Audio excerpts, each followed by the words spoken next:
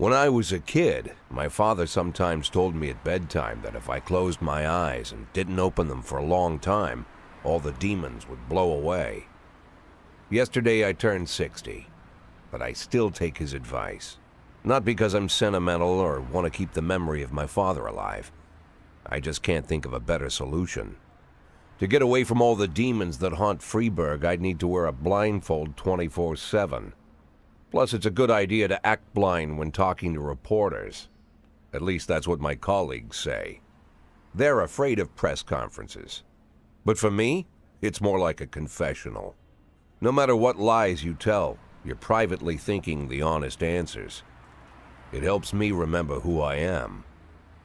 The fact that I'll be reading all about it in the papers tomorrow is a small price to pay.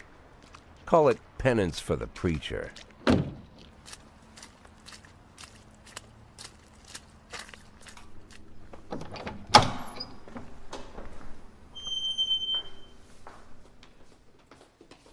This is the first time I'm afraid of those answers my mind has given me. Not because I'm mad I'm losing my job. Though it's true, I'm mad as hell. Not because I subconsciously blame everyone else. Though I damn sure do blame them. And don't even ask me what my next move is. I can't imagine. But even that doesn't scare me. The worst thing is, I know I'm gonna have to do something. And I'll be damned if I know how far I'll go. I may have a lot of vices, but predictability isn't one of them.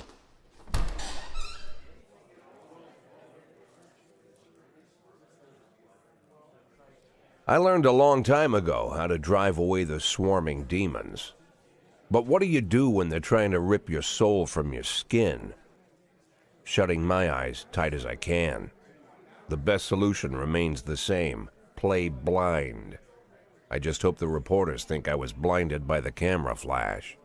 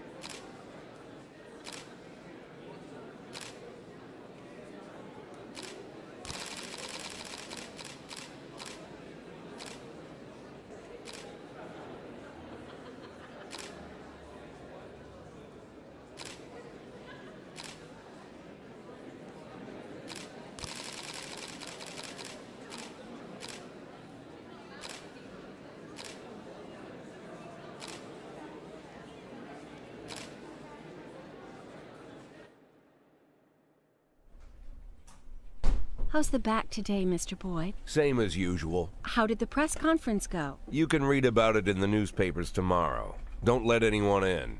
Even Mr. Kendrick? Especially Mr. Kendrick.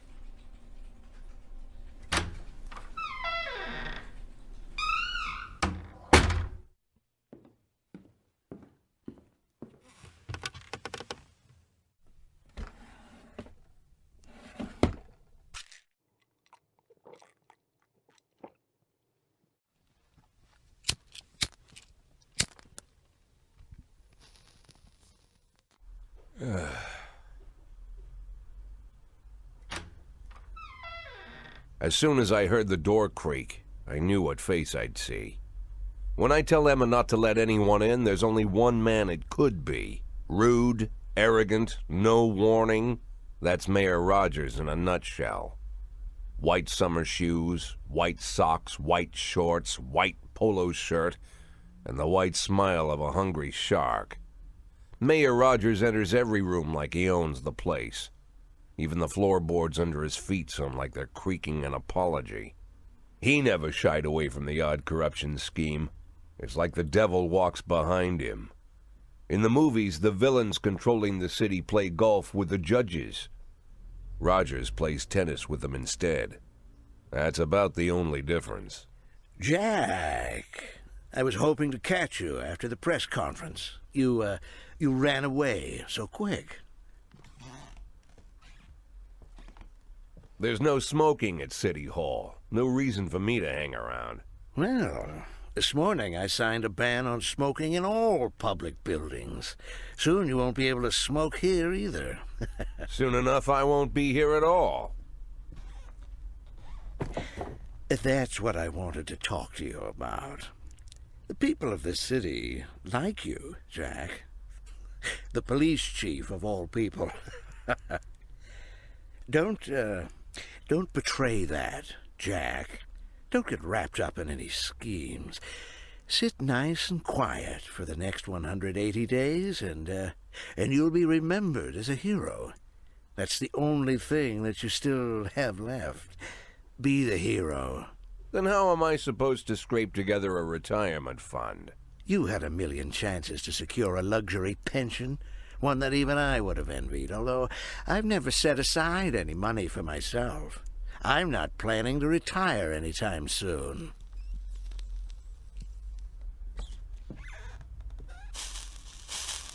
"180 days of quiet, Jack.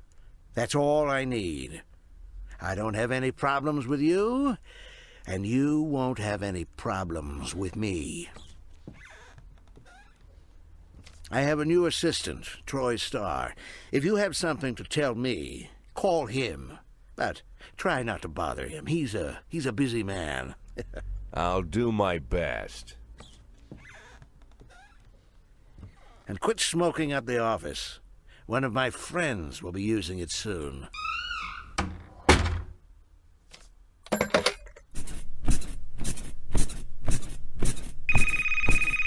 Oh, I'm sorry, babe. Only the mayor has this number. Mr. Mayor? Yeah, is this Troy Starr? Yes? Go fuck yourself, Troy Starr.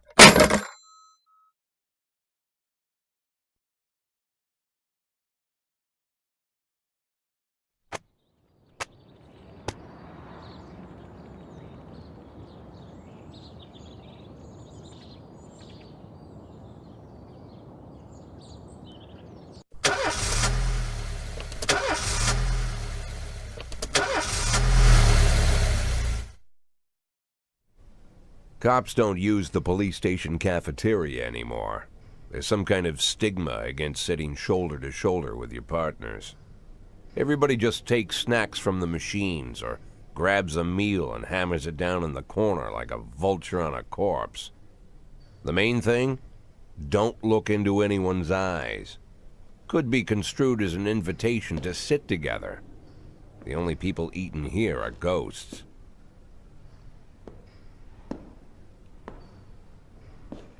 My deputy, Francis Kendrick. He recently became one of those ghosts.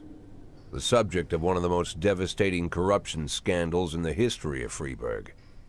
No evidence to support the accusations, but everyone knows Kendrick's days are numbered. I need that file I asked for. Needs to be ready tonight. Francis didn't say anything, but I understood. Ghosts aren't supposed to talk. Besides, I got a feeling he was already finished.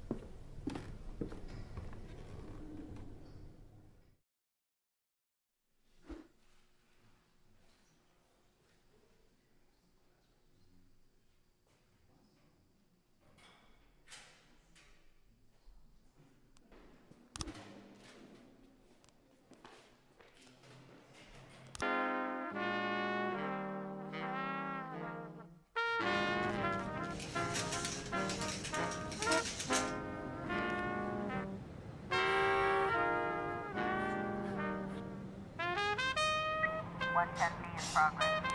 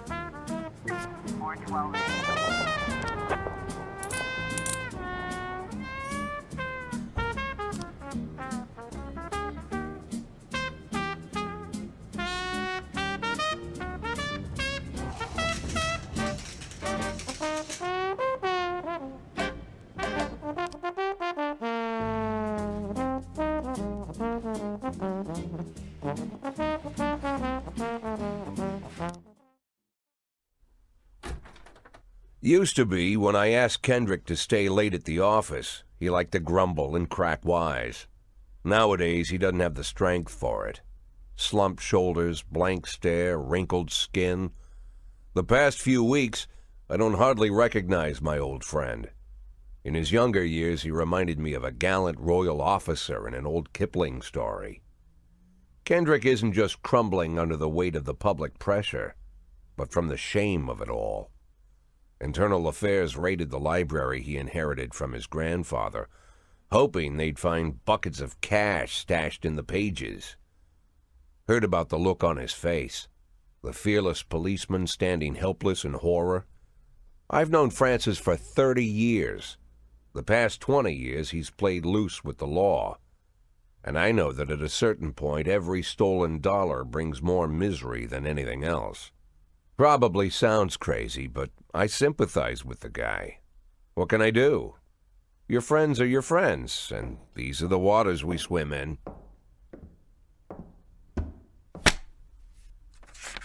Called all of the people on that list today. Now they know you're in business, so you could get a call from any of them. You don't need to worry about any of them. I've cleared them all. And what kind of business are we talking here? It's nothing too serious, just like you asked. Should be just a few small favors. Payments will vary depending on the situation and who you're dealing with. How much are you looking to earn? $500,000. $500,000? Why not a whole million? Because everybody wants to take $1 million. Figured I'd try something different. $500,000 in 180 days? Well, you could earn it all above board if you netted all the big fish and hit all your bonuses. Never knew you for a fisherman. Well, you never got into my business, and I'm not trying to get into yours. But be careful about bringing in any other cops. Sooner or later, they'll put the finger on you. And one more thing, Jack. I remember what you said, but I should probably add one more name to that list. Christopher Sand. Sand. Christopher G. Sand. Everyone knows the name, but few could tell you who he is. The old man stays away from the spotlight. Always wears old-fashioned jeans and knitted sweaters. Gives to charity. Rarely attends social events. An avid hunter, I hear. Even dabbles in poetry. You'd never guess he's the head of the oldest and most powerful gang in the city. Goes back as far as his great-grandfather. And Sand is strict about following the old rules. He rarely involves himself in commonplace murders and robberies. Hardly needs to intimidate anyone to get his point across. The people who work for him each have their sphere. They provide protection where needed, even work with the authorities when they want to make a deal. Meanwhile, Sand pulls the strings without getting his hands dirty. People sometimes mistake his quiet approach. A couple years ago, an arms dealer decided to expand its business without asking permission, and his whole family paid the price. In 4 weeks, Sand killed 31 people. Old men, women, even a few teenagers. And Sand's people made sure every paper reported it. Frank, I don't want to hear you say that name again. Jack, please, listen to me. I'm in with these guys. We agreed, Frank. That's not the kind of business I'm into. I don't go there. Never have, never will.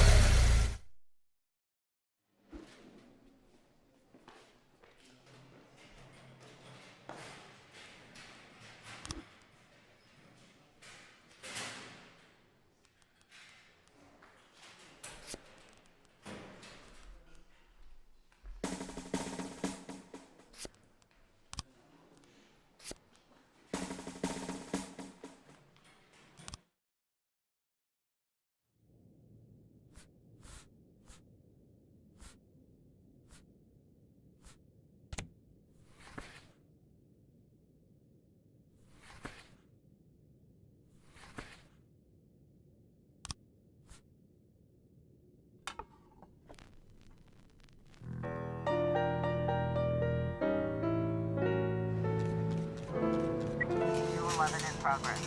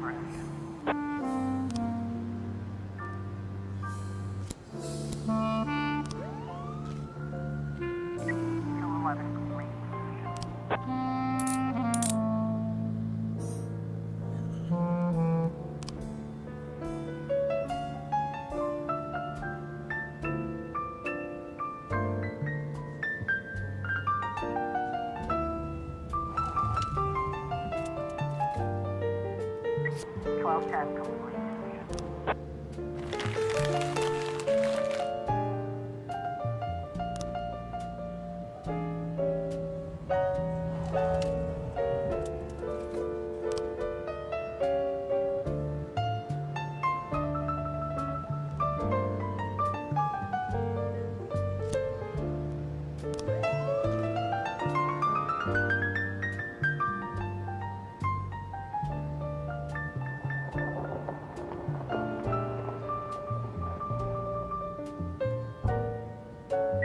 Eleven 11B in progress.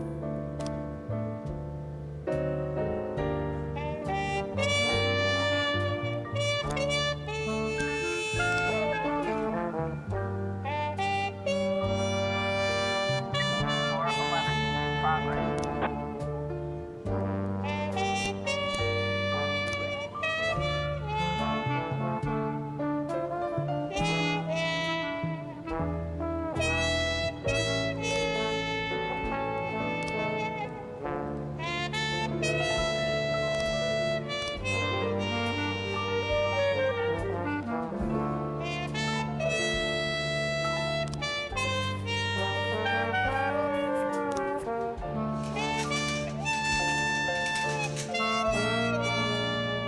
We've got a situation here.